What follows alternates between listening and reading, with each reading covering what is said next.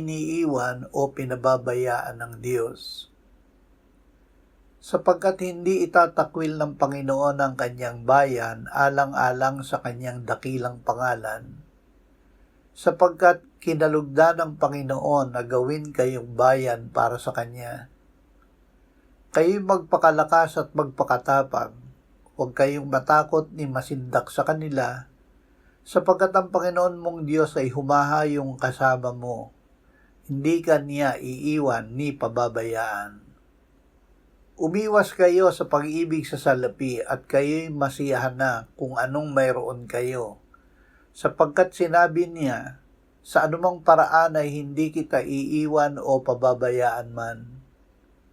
Sapagkat hindi itatakwil ng Panginoon ang bayan niya, hindi niya iiwan ang kanyang mana. Ama, sa pangalan ni Jesus at sa pamamagitan ng iyong banal na Espiritu, ay iwinawaksi ko ang lahat ng aking takot, dahil ikaw ay lagi kong kasama at hindi mo ako iniiwan o pinababayaan. Amen.